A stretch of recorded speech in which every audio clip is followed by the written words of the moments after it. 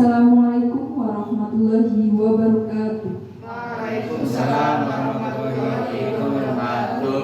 Yang terhormat kepada Ibu Siti Mufakhatun SPD SD selaku Kepala SD Negeri 1 Bumirjo, yang saya hormati peserta diseminasi budaya positif sebagai upaya mewujudkan profil pelajar Pancasila SD Negeri 1 Bumirjo, Kecamatan Puring tahun 2024. Pertama-tama, marilah kita panjatkan puja dan puji syukur kehadirat Allah Subhanahu wa Ta'ala yang telah melimpahkan rahmat, taufik serta hidayahnya sehingga kita dapat berkumpul pada acara siang hari ini. Shalawat serta salam senantiasa tercurahkan kepada junjungan kita Nabi Muhammad SAW yang kita nantikan syafaatnya di dunia dan di akhirat. Allahumma. Untuk mengefektifkan waktu, izinkanlah saya untuk membacakan acara pada hari ini. Acara yang pertama, pembukaan. Acara yang kedua, mendengarkan lagu Indonesia Raya dan Mars ke Bumi. Acara yang ketiga, sambutan. Acara yang keempat, diseminasi budaya positif sebagai upaya mewujudkan profil pelajar Pancasila SD Negeri 1 Bumirjo, Kecamatan Purhi tahun 2024. Acara yang terakhir, penutup. Langsung saja, acara yang pertama yaitu pembukaan. Marilah kita buka acara pada siang hari ini dengan bacaan basmalah bersama-sama. Bismillahirrahmanirrahim. Semoga dengan bacaan basmalah tadi acara pada siang hari ini diberikan kelancaran dan keberkahan. Allahumma Amin. Acara yang kedua yaitu mendengarkan lagu Indonesia Raya dan Mars ke Bumi. Para hadirin dimohon untuk berdiri.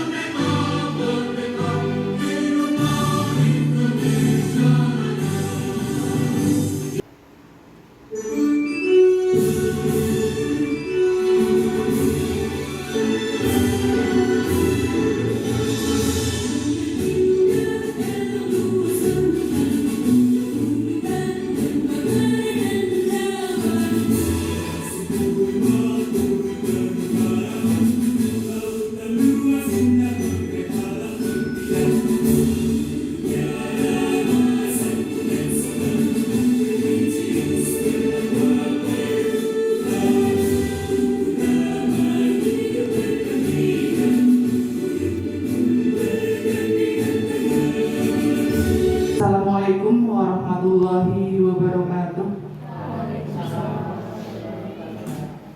Bismillah, alhamdulillah, wa bihi nasta'inu ala umuri dunya waddin. Wassalatu wassalamu ala asrafil anbiya'i wal mursalin sayyidina wa maulana Muhammadin wa ala alihi wasahbihi ajma'in, amma ba'd. Yang kami hormati Bapak Ibu Guru beserta karyawan SD Negeri 1 Bumirjo, yang kami hormati perwakilan dari wali siswa SD Negeri 1 Bumirjo, tidak lupa yang berbahagia Ibu Dwi Tias Tenisi SPD dalam hal ini selaku penyampai diseminasi budaya efek positif sebagai upaya mewujudkan profil pelajar Pancasila SD Negeri 1 Bumirjo, Kecamatan Puring, tahun 2024. Bapak Ibu yang kami hormati, pada acara hari ini merupakan acara yang memang pantas kita ikuti karena acara ini nanti akan sangat bermanfaat bagi kita semuanya, khususnya dalam peningkatan atau dalam rangka mewujudkan profil pelajar Pancasila di SD Negeri 1 Bumirjo ini. Dan ini adalah kegiatan dari salah satu kegiatan dari calon guru penggerak angkatan 10 di Kabupaten Kebumen. Nah, ini harapan kami kepada Bapak Ibu semuanya nantinya yang belum mengikuti, karena di sini yang pertama sudah mengikuti ada Bu Yuli Nurhayati SPD dan sudah dinyatakan lulus, sudah mendapat sertifikat. Kemudian sekarang yang akan atau sedang berlangsung adalah Bu Dwi Tiastinisi SPD. Untuk berikutnya Pak Aziz Ridian Moko SPD, dan harapan kami yang lain segera menyusul mengikuti. Tidak harus PNS atau P3K. Bagi Wiyata juga bisa mengikuti Bu Yuli yang sudah. Jadi tidak perlu kecil hati. Wiyata Bakti pun bisa mengikuti kegiatan atau calon guru penggerak ini. Nah, untuk kegiatan hari ini saya ucapkan kepada Bu Dwi Tiastinisi selamat mengadakan kegiatan diseminasi budaya positif sebagai upaya mewujudkan profil pelajar Pancasila di SD Negeri 1 Bumirjo tahun 2024 ini. Harapannya nanti teman-teman bisa mengikuti jejak panjenengan, dan terlebih lagi profil pelajar Pancasila akan lebih terwujud di SD kita ini. Bapak Ibu, kiranya kurang bijaksana jika saya menyampaikan panjang lebar, karena memang acara ini sepenuhnya adalah milik Bu Dwi Tiastinisi. Kurang lebihnya dari saya mengucapkan selamat mengikuti diseminasi budaya positif sebagai upaya mewujudkan profil pelajar Pancasila SD Negeri 1 Bumirjo tahun 2024. Kurang lebihnya dari saya, mohon maaf yang setulus-tulusnya. Billahi taufiq wal hidayah. Wassalamualaikum warahmatullahi wabarakatuh. Acara selanjutnya yaitu kegiatan inti, yaitu diseminasi budaya positif sebagai upaya mewujudkan profil pelajar Pancasila SD Negeri 1 Bumirjo, Kecamatan Puring, tahun 2024. Kepada Bu Dwi Tiastinisi dipersilahkan.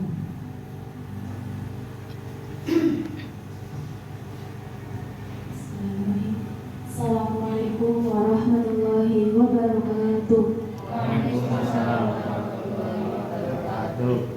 Yang terhormat Kepala Sekolah SD Negeri 1 Bumirjo, Ibu Muhammad SPDSD. Yang kami hormati Bapak Ibu Guru beserta karyawan-karyawati SD Negeri 1 dan Bodo. Yang kami hormati perwakilan dari pendidikan SD Negeri 1 Bumirjo. Pertama-tama, marilah kita panjatkan puji syukur kehadirat Allah SWT yang telah menikmatkan nikmat sehat sehingga kita bisa berkumpul di ruangan kelas ini dalam acara diseminasi budaya positif sebagai upaya mewujudkan profil belajar Pancasila SD Negeri 1 Bumirjo Puring tahun 2024.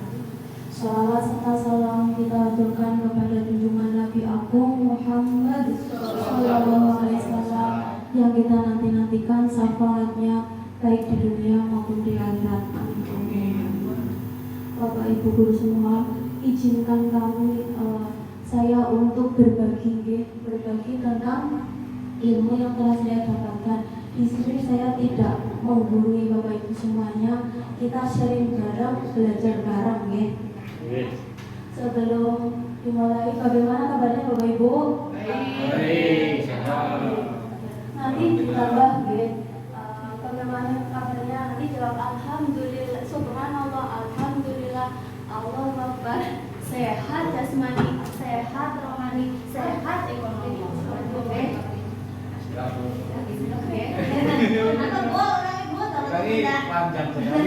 Bagaimana kabarnya? Alhamdulillah, alhamdulillah, subhanallah, Allahu Akbar.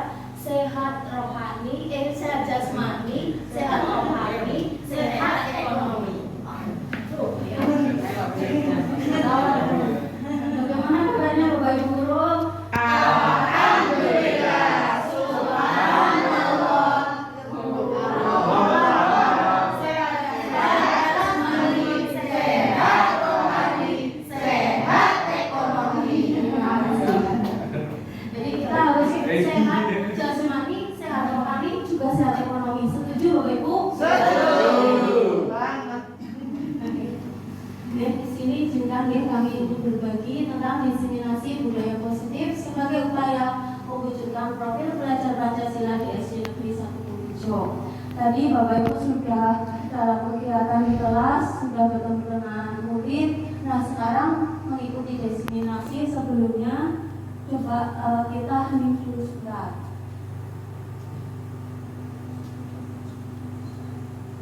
Ini perkenalkan fasilitator kami, namanya Ibu Tias Khairulida, pengajar prakteknya Ibu Komariah.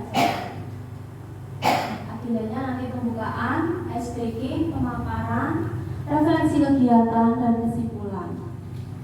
Nah, tadi Bapak Ibu sudah penat, sudah menunggu tes. Nah, sekarang kita ingin referensi dulu. Tenangkan pikiran Bapak Ibu semua untuk melihat video ini. Kisah guru yang inspiratif, kisah nyata.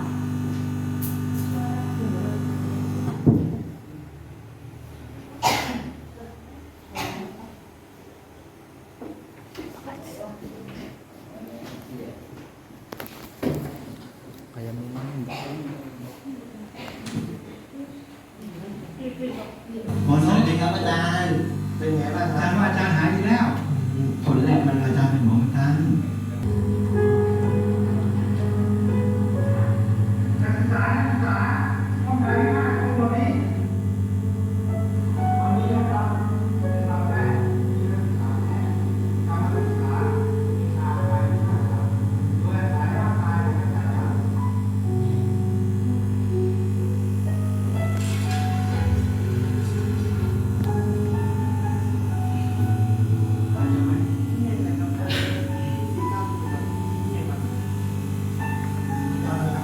เอาไปสอนหนังสือ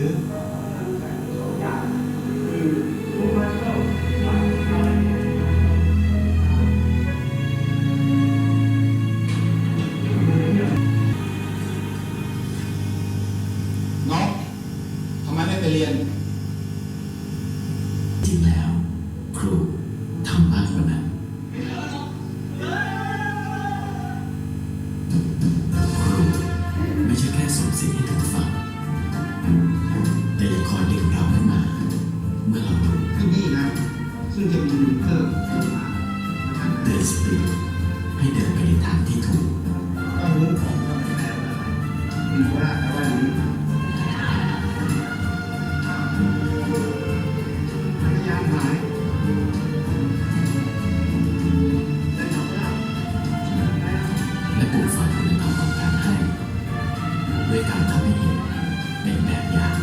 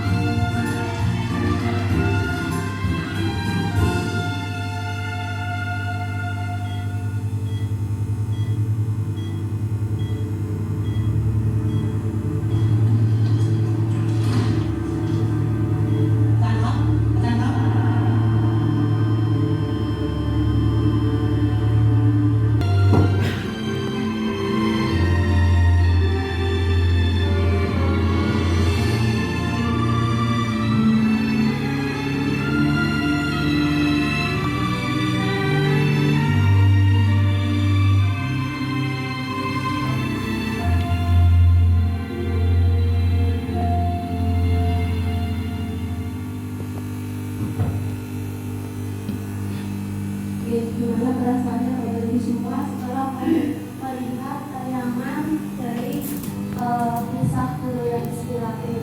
Coba tanggapannya Pak Bayu juga. Bagaimana tanggapan Pak Bayu setelah melihat tayangan video tersebut?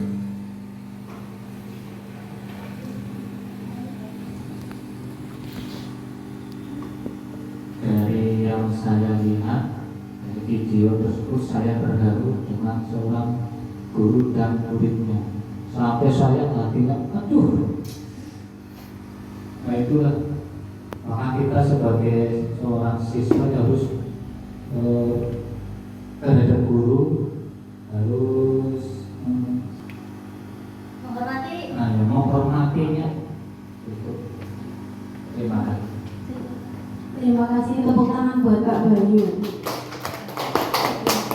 Betul ya yang dikatakan Pak Bayu, yang mengatakan bahwa kita sebagai murid itu harus menghormati terhadap guru, dan kita juga sebagai guru itu harus bisa menuntun anak, tidak menuntun ya, tapi bukan menuntut. Jadi kita ingin jadi seorang guru itu yang terkenang sampai akhir hayat kita, terkenang dalam hal kebaikan, seperti yang dilakukan oleh Profesor Kasem. Itu memotivasi dari mahasiswanya yang tadinya sudah mau mogok, tidak mau kuliah, terus disemangati, dimotivasi, akhirnya anak tersebut kuliah, sampai lulus, dan sampai menjadi dokter seperti itu.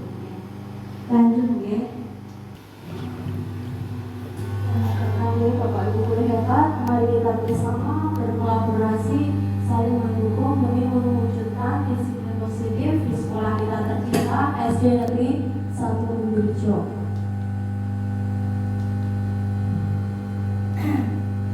Nanti hari ini yang akan kita bahas ada 6 topik pokok tentang budaya positif. Yang pertama itu tentang kebutuhan dasar manusia.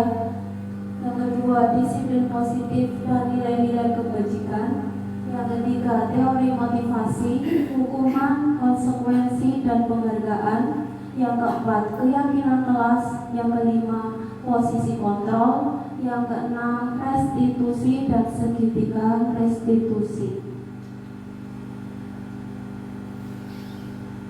Latar belakang dari diseminasi ini, kita sering melihat siswa membolos, siswa terlambat, siswa membuang sampah sembarangan di lingkungan sekolah, siswa bermain sendiri ketika jam pelajaran, masih kita temui di instansi-instansi pendidikan. Hal ini terjadi karena belum adanya kesadaran untuk menumbuhkan budaya positif dalam diri siswa. Selain itu, belum semua unsur yang ada di sekolah, terutama guru, paham tentang penerapan konsep-konsep inti budaya positif seperti disiplin positif, teori motivasi, hukuman dan penghargaan, posisi kontrol, keyakinan sekolah atau kelas, dan penerapan segitiga restitusi untuk menyelesaikan masalah yang ada di sekolah.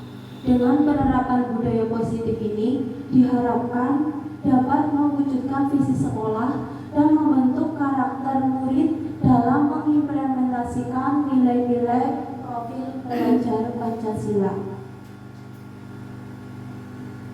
Tujuannya yang pertama, menumbuhkan budaya positif dengan keyakinan kelas, disiplin positif, dan posisi kontrol guru. Yang kedua, mengintegrasikan dan membiasakan murid untuk mengimplementasikan nilai-nilai profil pelajar Pancasila dalam kegiatan sekolah melalui budaya positif. Yang ketiga, menerapkan segitiga restitusi dalam menyelesaikan permasalahan murid. Strategi untuk mewujudkan budaya positif sekolah. Yang pertama, perubahan paradigma stimulus respon menjadi teori kontrol. Yang kedua, konsep disiplin positif. Yang ketiga, keyakinan kelas.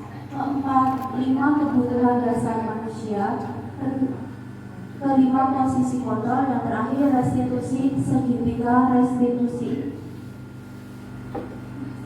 Pembelajaran dengan paradigma baru. Pembelajaran dengan paradigma baru merupakan pembelajaran yang dirancang berdasarkan prinsip pembelajaran berdiferensiasi, sehingga peserta didik belajar sesuai kebutuhannya berdasarkan tahap perkembangan sesuai teori psikologis modern untuk mewujudkan profil pelajar Pancasila. Nah, itu profil pelajar Pancasila kan ada 6, ya. Coba sekarang biar tidak ngantuk semuanya tolong berdiri, kita nyanyikan profil pelajar Pancasila.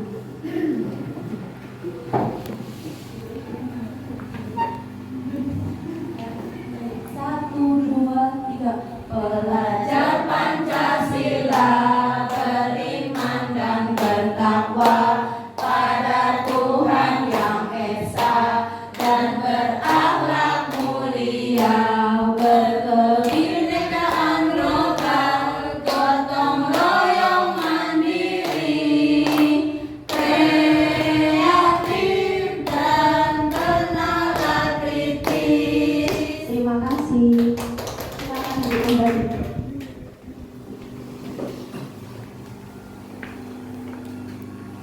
Perubahan paradigmanya. 1. Untuk membangun budaya positif sekolah perlu menyediakan lingkungan yang positif, aman, dan nyaman agar murid-murid mampu berpikir, bertindak, dan mencipta dengan merdeka, mandiri, dan bertanggung jawab. Yang kedua, lazimnya disiplin dikaitkan dengan kontrol. Dalam hal ini, kontrol guru dalam menghadapi permasalahan murid. Nah, sekarang kita akan bermain dulu. Disiplin positif nilai-nilai kebajikan universal, oke? Nanti kita akan bermain namanya cobalah buka. Nah, nanti berpasangan. Bu Yuli pasangannya dengan Bu Fatimah. Bu ini dengan Bu Gusti. Ini dengan Pak Bayu, Pak Adit, ya. Coba perhatikan. Sekarang ada yang menjadi A, ada yang menjadi B. Salah satu silakan sekarang Pak ambil kertas, tulis di kertas itu barang yang sangat berharga bagi diri Bapak Ibu. Salah satu.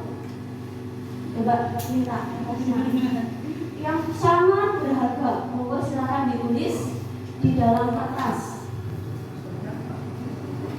Ya, silakan tulis hal yang sangat berharga bagi Bapak Ibu.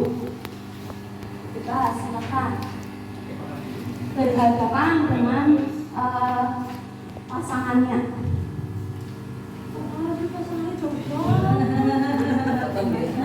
LDR ya Pak, LDR.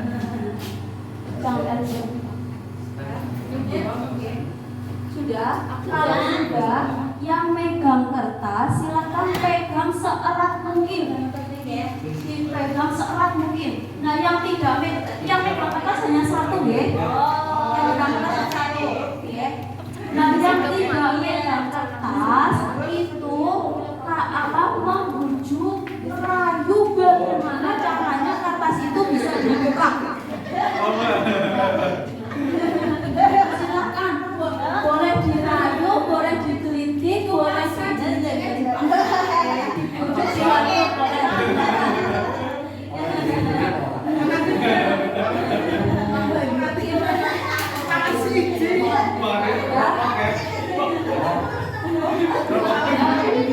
Ada yang sudah terbuka? Ada yang sudah terbuka belum? Ada yang terbuka? Oke. Coba sekarang. Pak Aziz, Mau ngambil rokoknya biar di titik. Tipu, ya. Ada yang tidak terbuka? Diri Ya, maksud saya sudah terbuka karena saya dengan sobat tenaga mempertahankan karena ini benda yang sangat berharga buat saya, jadi tidak semudah itu dibuka.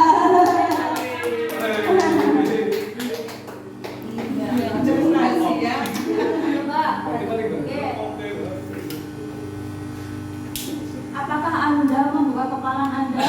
Ada yang membuka, nggih? Tadi ada yang membuka dengan tadi resepnya dirayu.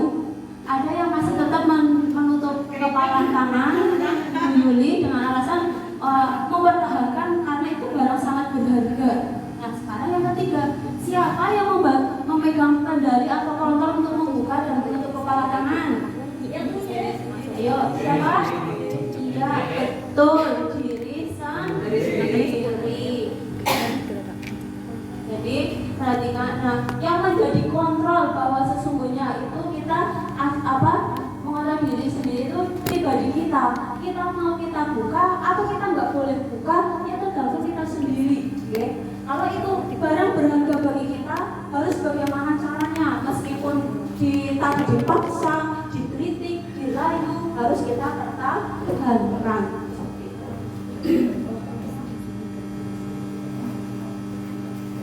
Nah, sekarang disiplin positif dan nilai-nilai universal. Menurut William Glasser dalam kontrol teori yang kemudian berkembang dengan namanya Choice Theory, menuliskan beberapa konsepsi tentang makna kontrol. Yang pertama itu ilusi guru mengontrol murid. Yang kedua, ilusi bahwa semua penguatan positif, efektif dan bermanfaat. Yang ketiga, ilusi bahwa kritik dan membuat orang merasa bersalah dapat menguatkan karakter. Yang terakhir, ilusi bahwa orang dewasa memiliki hak untuk memaksa. Nah, sekarang apa sih itu disiplin positif? Coba, kata disiplin itu identik dengan tertib, teratur, patuh pada aturan. Sering juga dihubungkan dengan hukuman. Padahal itu sesungguhnya berbeda, karena belajar tentang disiplin tidak harus dengan memberi hukuman. Justru itu adalah salah satu alternatif terakhir dan kalau perlu tidak digunakan sama sekali. Jadi kita sebagai pendidik, tujuan kita adalah menciptakan murid yang memiliki disiplin diri, sehingga mereka bisa berperilaku dengan mengacu pada nilai-nilai kebajikan universal dan memiliki motivasi intrinsik, bukan ekstrinsik. Makanya disiplin positif itu merupakan salah satu cara penerapan disiplin yang bertujuan untuk menumbuhkan kesadaran serta memberdayakan murid untuk melakukan segala sesuatu tanpa sokongan, ancaman maupun hukuman. Jadi sebagai pendidik itu kita mendisiplinkan anak itu tidak boleh memaksa, tidak boleh menghukum, tidak boleh nyogok, dan itu harus kita tanamkan bahwa anak itu disiplin dari diri sendiri, sadar akan diri sendirinya, dari intrinsik bukan ekstrinsik ya, dari faktor dari luar itu seperti itu. Nilai-nilai kebajikannya tadi adalah sifat positif manusia yang merupakan tujuan mulia yang ingin dicapai, hendaknya menjadi motivasi intrinsik dari diri manusia. Dan seperti tadi, jadi kita mendisiplinkan anak itu dari diri anak tersebut, tanpa kita harus memaksa, tanpa kita harus menghukum, tanpa kita harus merayu. Bagaimana caranya kita mendisiplinkan anak itu biar anak punya kesadaran dalam diri atau secara intrinsik, motivasi intrinsik. Nah, perubahan paradigma stimulus respon, teori kontrol. Siapa yang sesungguhnya memiliki kontrol stimulus respon? Kita mencoba mengubah orang agar berpandangan sama dengan kita. Untuk teori kontrolnya, kita berusaha memahami pandangan orang lain tentang dunia. Perilaku buruk dilihat sebagai suatu kesalahan. Teori kontrolnya, semua perilaku memiliki tujuan. Itu misalkan seperti ini, kalau misalkan anak itu berbuat misalkan anak kok di dalam kelas ramai, sebenarnya itu kan menunjukkan perilaku buruk ya. Tapi dari perilaku buruk pasti anak itu mempunyai tujuan. Kenapa kok anaknya ramai? Misal anaknya itu perlu kesenangan, ataupun saat itu dia merasa butuh kebebasan seperti itu. orang lain bisa mengontrol saya. Teori kontrolnya hanya Anda yang bisa mengontrol diri Anda. Contohnya tadi waktu permainan buka tutup, jadi kalau diri kita tidak mau membuka, otomatis tidak akan terbuka. Tapi kalau kita memperbolehkan tangan kita terbuka, itu bisa terbuka. Jadi kita yang bisa mengontrol itu diri sendiri. Kita bisa dikontrol orang lain jika kita memperbolehkan orang lain untuk mengontrol kita, seperti itu. Pemaksaan pada saat rujukan gagal. Tadi di Bu Yuli itu dibujuk, dipaksa, tetap dikritik, tetap tidak membuka karena dengan alasan karena itu barang berharga dan harus dipertahankan. Stimulus responnya berpikir menang atau kalah. Tapi kalau teori kontrolnya berpikir menang dan menang. Nah, kita sendiri yang megang kontrol atas kepala kita. Apakah kita membuka atau menutup kepala tangan kita? Tergantung pada diri kita masing-masing sesuai dengan kebutuhan dasar kita saat itu. Nah, sekarang kita akan mempelajari tentang kebutuhan dasar manusia. Coba, kebutuhan dasar manusia itu apa saja, Pak Adi? Kebutuhan menurut Pak Adi, kebutuhan Tempat. dasar manusia itu apa saja? Pendidikan, Pendidikan, tempat tinggal, makan. Terima kasih, tepuk tangan buat Pak Adi. Kebutuhan manusia itu ada tadi yang dikatakan Pak Adi, itu kebutuhan pendidikan, kebutuhan tempat tinggal, kebutuhan makan. Coba kita akan mempelajari lebih lanjut tentang kebutuhan dasar manusia. Kebutuhan dasar manusia itu ada 5. Yang pertama, bertahan hidup. Terus kesenangan. Guru harus mampu menciptakan kelas dengan pelajaran yang menyenangkan. Misalkan dengan permainan ataupun misalkan dengan anak dibawa keluar kelas biar langsung anak itu pembelajaran secara konseptual. Jadi tidak harus di dalam kelas. Yang kedua, kebebasan. Kebutuhan dasar manusia itu tentang kebebasan.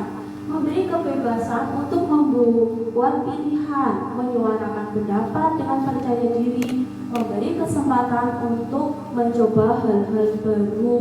Itu biasa kita lakukan misalkan dalam proyek. Jadi anak diberi kesempatan, monggo silahkan. Kalian ingin membuat laporannya berupa apa? Kalau anak yang suka gambar, silahkan bisa berbentuk gambar.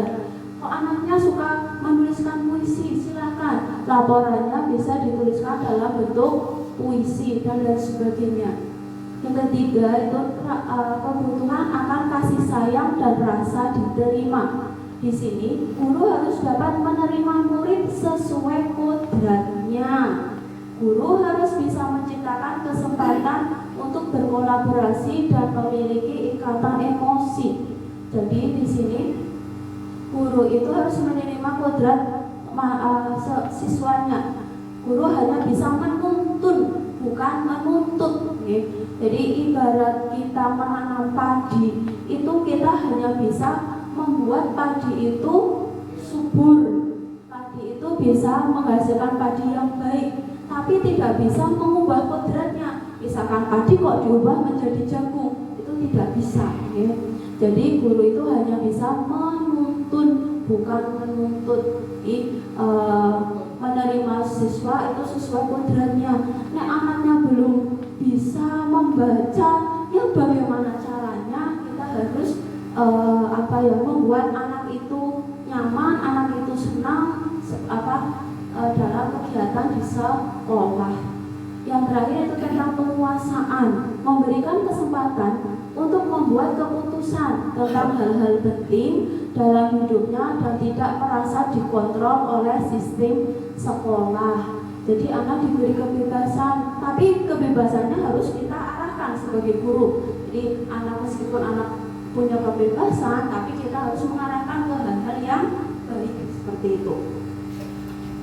Nah, ini ada kasus Coba untuk Bumi bacakan.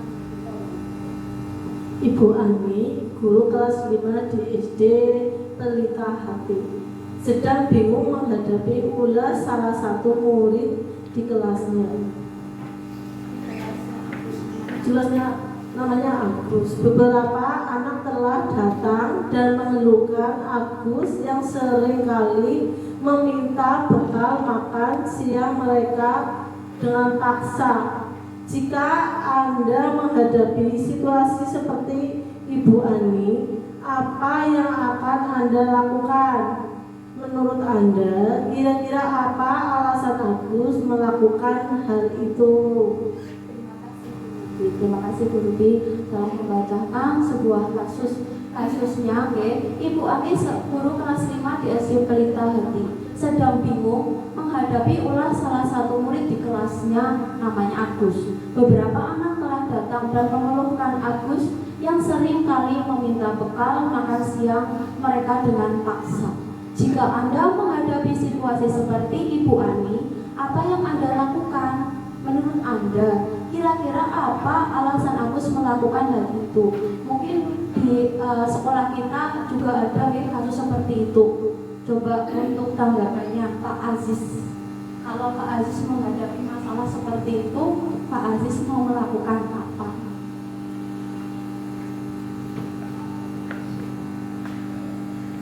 Kalau Assalamualaikum warahmatullahi wabarakatuh. Jika saya melakukan kasus seperti itu meminta bekal secara paksa, yang pertama ya diberi nasihat. Jangan langsung namanya dan sebagainya, diberi nasihat dulu, kemudian ya kita sampaikan bahwa apa yang mereka untuk memaksa teman yang untuk dengan cara mengambil makanan sesuatu bukan perilaku yang baik, karena mengambil secara paksa adalah perbuatan yang seperti itu. Jangan langsung menjelekan anak kemarin dan sebagainya. Kita beri nasihat seperti itu. Terima kasih Pak Aziz. Betul sekali kalau kita ada anak, kita tidak boleh langsung memarahi, tapi kita seperti yang dikatakan oleh Pak Aziz, berarti kita harus menanya dulu anak itu apa alasan anak tersebut melakukan hal itu.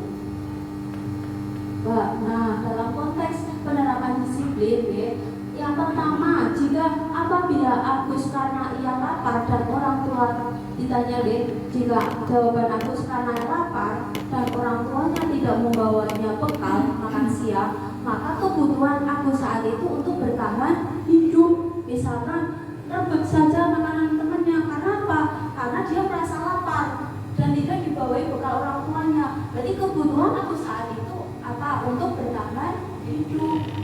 Yang kedua, apabila jawaban Agus karena senang temannya, jadi memperhatikan dia, berarti kebutuhan Agus saat itu akan apa? Cinta dan kasih sayang, kebutuhan untuk diterima, untuk diperhatikan teman-temannya. Kalau apabila jawaban Agus adalah merasa hebat karena temannya jadi takut dan menuruti keinginannya, berarti saat itu kebutuhan Agus adalah penguasaan, pengakuan atas kemampuan. Iki loh aku hebat, seperti itu. Apabila jawaban Agus karena dia merasa bosan dengan bekal yang dibawa ibunya karena selalu membawa bekal yang sama, berarti kebutuhan Agus saat itu kebebasan akan kebutuhan akan pilihan.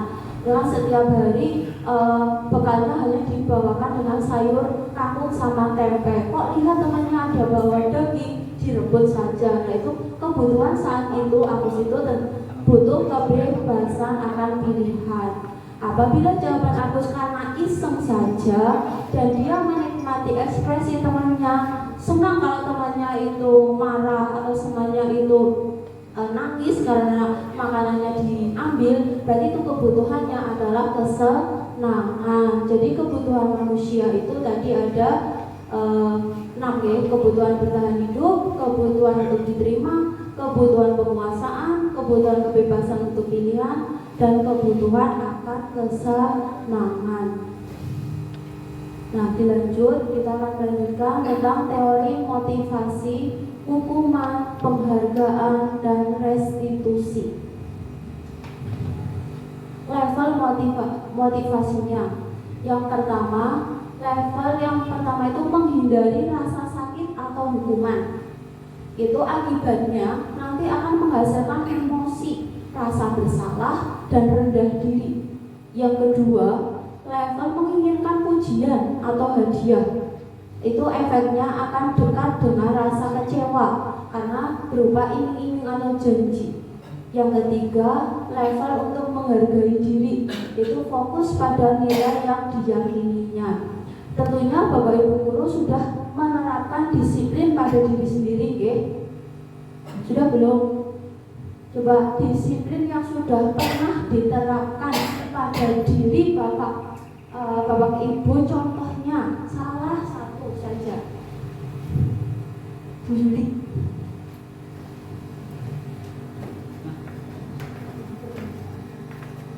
Disiplin diri. Disiplin diri, misalnya saya berusaha untuk berangkat atau masuk sekolah itu tepat waktu atau sebelum jam 7, karena jam masuknya itu jam 7. Terus berusaha disiplin masuk kelas. Kalau sudah waktunya masuk kelas, ya kita sebagai guru harus memberi contoh kepada siswanya untuk disiplin seperti itu. Terima kasih Bu Yuli, sungguh lengkap jawabannya, tepuk tangan buat Bu Yuli. Jadi kita sebagai guru harus punya disiplin terhadap waktu, ya. Kita sadar bahwa kita sebagai seorang pendidik itu mempunyai tanggung jawab dan amanah. Selain itu, guru itu kan sebagai tauladan dari siswa kita. Jadi kita harus bisa memberikan tauladan yang baik bagi anak-anak kita jika kepingin anak-anak itu juga disiplin. Nah, berarti teori tentang motivasi tentang perilaku manusia. Kalau tadi Bu Yuli untuk disiplin diri, berarti masuknya nanti motivasi internal dari diri. Tapi ada yang nanti kok aku pengen masuk gak sih? Enggak, nanti kan seringkali kalau ibu absen gitu. Oh, kok aku kalau berangkat lebih jam 7 gak bisa absen. Oh, berarti itu masih berangkatnya pagi itu masih motivasi eksternal, bukan dari diri, itu seperti itu. Yang kedua, ingin mendapatkan imbalan, misalkan, wah aku harus makan gasing di alam sama bapak ibu guru ataupun sama kepala sekolah ataupun wali siswa ataupun masyarakat, yaitu itu masih motivasi disiplinnya masih eksternal, bukan dari diri sendiri. Nah, hukuman atau konsekuensi.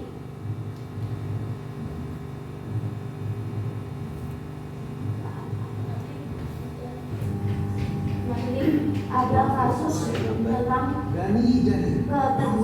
anak terserusukan terlambat. Kamu kapok ya, bapak kasih hukuman, capek bapak dari langsung aja, sini tangan kamu.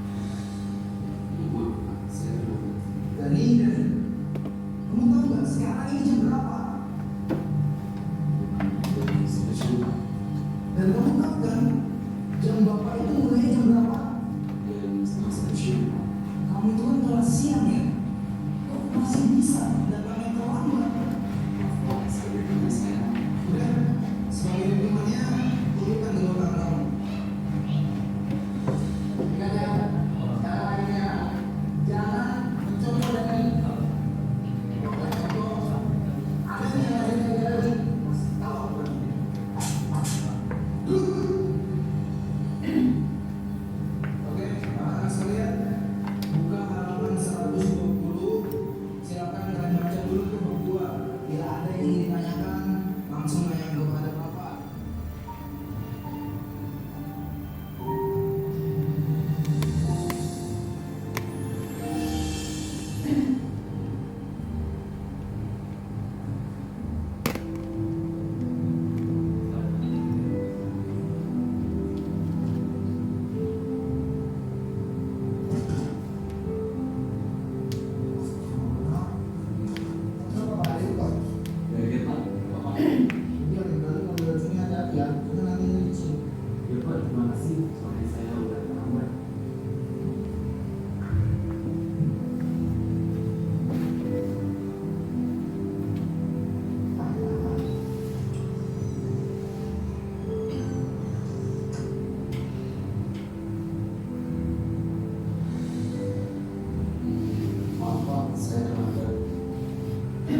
Jadi lagi.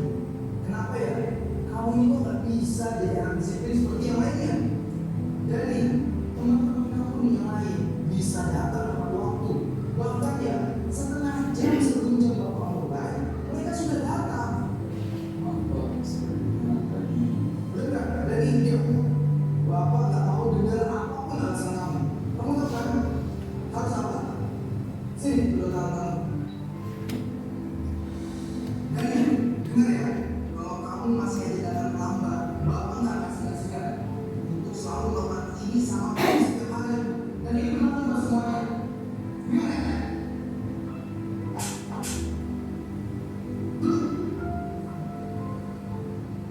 Ya sudah, yang lainnya perhatikan kembali.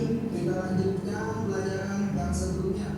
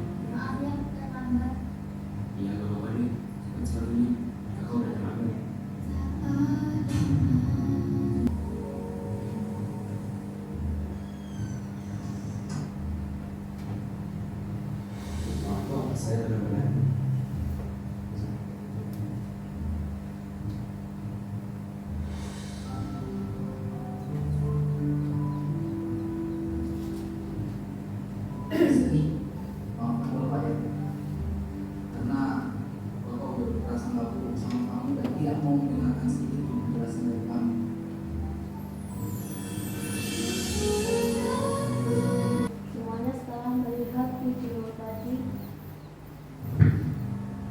Video sebagai refleksi kita sebagai seorang pendidik, apabila kita menemui permasalahan siswa kita yang terlambat, kita tidak boleh langsung menjustis anak bahwa anak itu tidak baik perilakunya tanpa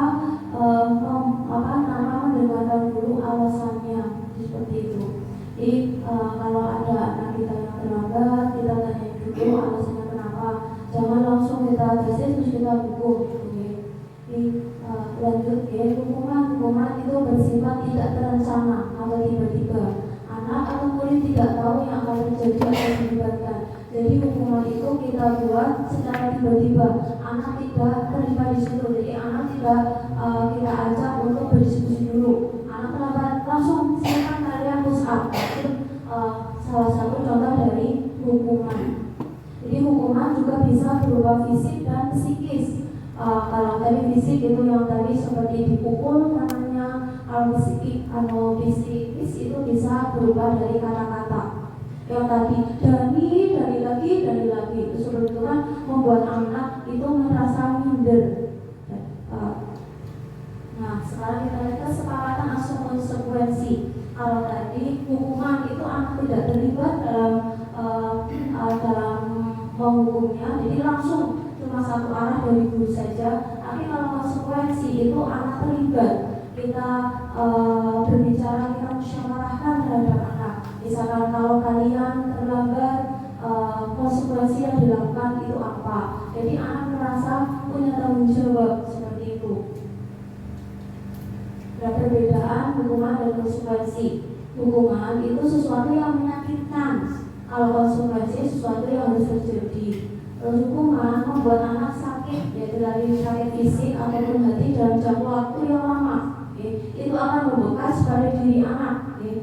Terus anak akan membenci kedisiplinan, bukannya malah disiplin, tapi malah anak itu akan benci karena itu anaknya itu merasa dipaksa, tersakiti seperti itu.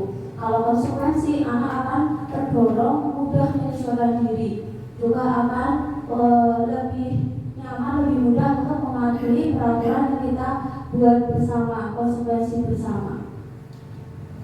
Nah, tinggalkan dulu, perhatikan. Coba nanti kita jawab bareng-bareng ya. Yang pertama, mencatat 100 kali di dalam buku. Saya tidak akan terlambat lagi karena terlambat ke sekolah. Hukuman atau konsekuensi? Hukuman atau konsekuensi? Hukuman. Yang kedua, lari mengelilingi lapangan basket 2 kali karena terlambat hadir di sekolah. Murid diminta untuk push up 15 kali karena tidak menggunakan masker ke sekolah. Menggantikan kertas teman yang telah dicoret-coret. Konsekuensi. Membersihkan tumpahan air di meja tulis karena tersenggol pada saat belajar. Konsekuensi. Murid disuruh untuk mengenakan sepatu seharian di sekolah karena tidak mengenakan sepatu hitam. Lari mengelilingi lapangan basket 2 kali karena terlambat 10 menit untuk pelajaran PJOK. Hukuman. Itu dampaknya, untuk hukuman tapi yang berupa oleh penghargaan. Itu beberapa dampaknya tidak efektif, bisa mematikan kreativitas anak, bisa merusak hubungan, terus mengurangi motivasi intrinsik dari anak. Jadi kalau kita memberikan penghargaan sebenarnya itu kurang pas, karena bisa mematikan kreativitas anak, bisa mengurangi motivasi intrinsik juga. Misalkan kalau dikasih penghargaan itu anaknya merasa senang, tapi suatu saat anak itu kok tidak bisa memperoleh penghargaan itu, akan turun motivasinya gitu.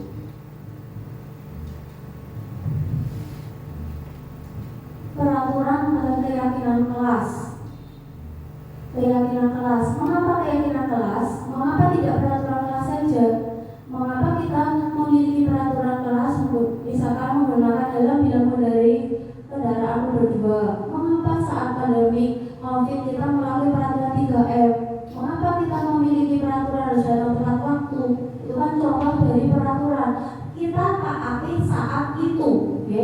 Kita taati saat itu. Misalkan mengendarai helm dengan mengendarai motor dengan helm ini saat itu waktu kita mengenakan helm, mau naik motor. Waktu COVID saja pakai masker. Ya saat pakai masker di saat COVID. Jadi peraturan itu ditaati saat itu saja, oke? Jadi untuk mendukung motivasi intrinsik, biar anak itu punya kesadaran, kita kembalikan ke nilai-nilai keyakinan kelas. Pembentukan keyakinan kelas, keyakinan harus bersifat abstrak, misalnya dalam bentuk kalimat yang positif. Keyakinan dapat diterapkan di lingkungan sekolah. Terus keyakinan itu berdasarkan curah pendapat dari siswa. Langkah-langkahnya itu curah pendapat dari anak, kita rumuskan keyakinan, setelah jadi kita tempel di kelas. Contoh keyakinannya itu dengan menggunakan bahasa yang positif. Contohnya, selalu bersikap positif, senantiasa menjadi diri yang terbaik, percaya dan menghormati orang lain, senantiasa membantu, yang mengacu pada profil pelajar Pancasila.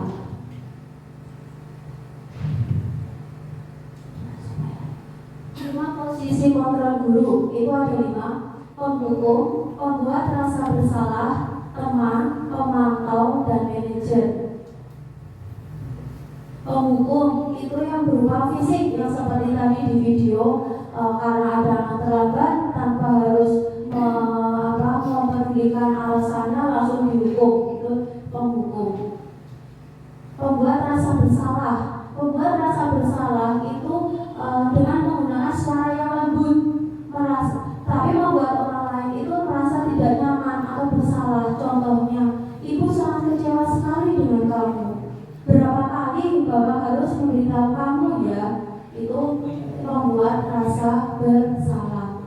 Untuk posisi teman, untuk guru pada posisi teman itu tidak akan menyakiti murid, namun tetap mengontrol murid dalam melalui persuasi. Contohnya, Adi, ayolah, bagaimana sih kamu? Kemarin kamu sudah berjanji ke bapak bukan? Kenapa terlambat lagi? Nah, itu sebagai teman. Yang sebagai pemantau itu berdasarkan dengan konsekuensi. Contohnya, pertanyaan yang diajukan setelah pemantau, contohnya peraturannya apa? Kenapa kamu terlambat? Sanksi apa konsekuensinya? Itu posisi guru sebagai pemantau. Posisi guru sebagai manajer itu posisi suatu bersama dengan murid, mempersilahkan murid bertanggung jawab perilakunya, mendukung murid agar dapat menemukan solusi dari permasalahannya. Contoh kalimatnya, apa yang kita yakini, kita kembalikan ke keyakinan kelas. Apakah kamu meyakininya? Jika kamu meyakininya, apakah kamu bersedia memperbaikinya? Jadi pada posisi kontrol manager itu seorang guru menyelesaikan permasalahannya dengan berdiskusi dengan anak terlibat langsung di situ. Ini motivasi penghukum sebagai teman, pemantau, dan manajer. Nah, sekarang kita ke restitusi. Apa itu restitusi? Restitusi adalah proses menciptakan kondisi bagi murid untuk memperbaiki kesalahan mereka sehingga bisa kembali kepada kelompok mereka dengan karakter yang lebih kuat. Restitusi juga merupakan proses kolaborasi yang mengajarkan murid untuk mencari solusi untuk masalah mereka dan membantu berpikir tentang orang seperti apa yang ingin mereka menjadi tujuan mulia dan bagaimana mereka harus memperlakukan orang lain. Ciri-cirinya, yang pertama itu bukan untuk menebus kesalahan, tapi memperbaiki hubungan. Bukan tawaran, bukan paksaan. Tawaran tapi bukan paksaan. Restitusi itu menuntun, bukan menuntut. Dan restitusi mencari kebutuhan dasar yang mendasarinya. Restitusi fokus pada karakter, bukan tindakan. Restitusi mengembalikan murid yang berbuat salah pada kelompoknya. Nah, dari restitusi kita bisa menggunakan penanganannya dengan segitiga restitusi. Jadi dalam kita mempunyai permasalahan dengan anak, kita bisa menyelesaikannya dengan pendekatan segitiga restitusi. Contohnya yang pertama, menstabilkan identitas. Jadi kita menanya kepada anak, kenapa kamu melakukan hal tersebut? Kamu bukan satu-satunya pernah melakukan ini, seperti itu. Terus setelah itu kita validasi kebutuhan. Contohnya kalimatnya, kamu tentu punya alasan mengapa melakukan itu. Adakah cara yang lebih efektif untuk mendapatkan apa yang kamu butuhkan? Jadi saat anak kita tanya, kamu tentu punya alasan mengapa melakukan itu. Dengan pertanyaan seperti itu kan anak akan terbuka. Seperti itu. Jadi dalam posisinya tidak anak menjadi seorang pemberontak. Yang terakhir, kita kembalikan setelah kita tahu kebutuhan anak, kita kembalikan ke keyakinan kelas kita. Kira-kira apa yang akan kita sepakati? Kamu itu ingin menjadi seorang seperti apa? Seperti itu. Jadi kalau misalkan anak kok terlambat, Mas, kamu ingin menjadi seorang seperti apa? Pasti anak jawab, saya ingin disiplin, Bu. Nah, kalau kamu ingin menjadi disiplin, apa yang kamu lakukan? Jadi kan nanti anak akan menjawab dengan sendirinya. Seperti itu. Nah, itu langkah-langkahnya yang tadi, menstabilkan identitas, validasi kebutuhan, terus menanyakan keyakinan. Setelah kita tahu menstabilkan identitas anak, terus kita validasi kebutuhan anak, kita kembalikan keyakinan untuk menyelesaikan masalah yang dihadapi anak tersebut. Nah, sekarang kita sampai ke refleksi kegiatan. Coba perwakilan dari Bapak Ibu guru untuk merefleksikan kegiatan hari ini. Bu Ati.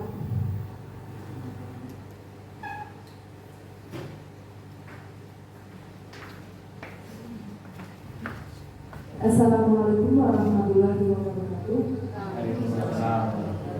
Terima kasih atas kesempatannya Bu Dias. Refleksi kegiatan pada siang hari ini setelah mengikuti acara diseminasi budaya positif, jadi lebih kalau misalkan ada kesalahan dari anak, jadi kita tidak langsung membuat keputusan pada saat itu. Jadi kita alangkah lebih baiknya ditanya terlebih dahulu, kenapa kamu melakukan seperti ini. Setelah kita tahu kenapa alasannya, biar bisa dicari solusinya bersama-sama. Jadi refleksi dari kegiatan ini, kita sama-sama belajar, sama-sama mengingat apa yang perlu diperbaiki, apa yang perlu dievaluasi dari kami. Terima kasih Bu Dias. Wassalamualaikum warahmatullahi wabarakatuh. Terima kasih Bu Ati. Tepuk tangan untuk Bu Ati. Betul, kita sebagai seorang pendidik itu harus kalau anak kita punya permasalahan, kita tanyain dulu alasannya kenapa. Kalau sudah, nanti kita cari permasalahannya bersama-sama tanpa harus menggunakan paksaan hukuman seperti itu. Nah, kesimpulan pada kegiatan hari ini bahwa budaya positif adalah nilai-nilai, keyakinan-keyakinan, dan kebiasaan-kebiasaan positif di sekolah yang berpihak pada murid. Hal itu dilakukan agar dapat berkembang menjadi pribadi yang kritis, penuh hormat, dan bertanggung jawab. Terima kasih.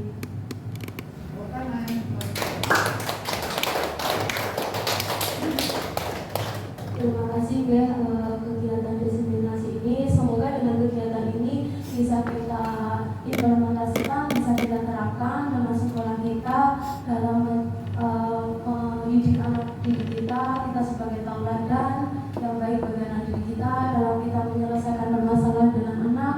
Kita tidak perlu dengan kekerasan, tapi kita harus membuat anak itu nyaman dan nyaman, karena guru itu utamanya itu adalah hanya murid dan murid. Terima kasih. Kita baca hamdalah bersama.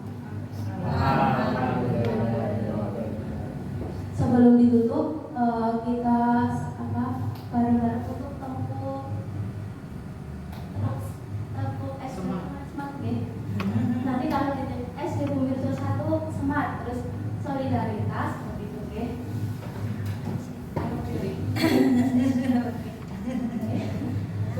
Ya, SD 1 Bumi Rejo, tepuk semangat.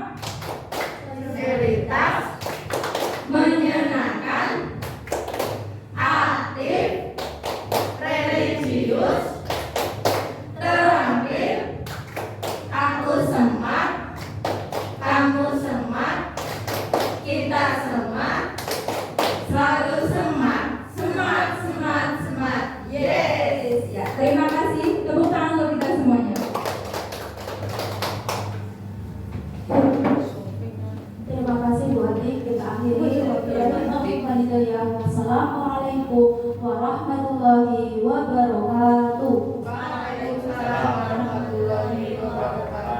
Waktu dan tempat saya kembalikan ke Bapak. Bias yang telah menyampaikan materi pada siang hari ini. Begitu sangat menarik nih Bapak Ibu materinya. Ya, dari saya pribadi sebagai moderator, apabila dari awal sampai akhir banyak salah, saya mohon maaf. Dan jika ada kesempurnaan itu pasti datangnya dari Allah. Terima kasih. Wallahul muwaffiq ila aqwamit thoriq. Wassalamualaikum warahmatullahi wabarakatuh. Waalaikumsalam warahmatullahi wabarakatuh. Tepuk tangan untuk kita semua dan sudah membantu.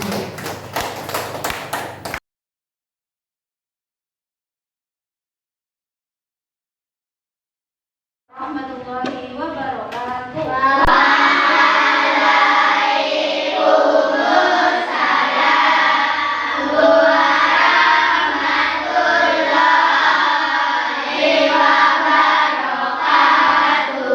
Bagaimana kabarnya anak-anak hari ini? Alhamdulillah. Hari ini kita akan membuat keyakinan kelas. Sekarang anak sudah selesai? Nempel. Urut dari sebelah sini dulu. Yang sudah nempel, Mas Sakti.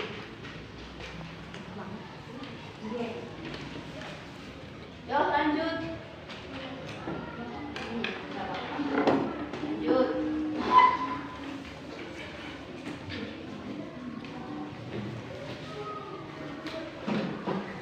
Anak-anak, kalian sudah menegakkan peraturan kelas. Sekarang kalian lihat coba peraturan kelas yang kalian tuliskan. Yang pertama, tidak boleh mencoret-coret tembok, tidak boleh membuang sampah sembarangan, masuk boleh, tidak boleh. Itu kan kalimatnya kalimat negatif, nggih. Kita bilang tidak boleh. Nah, kita akan mengubah ke keyakinan kelas berupa kalimat yang positif.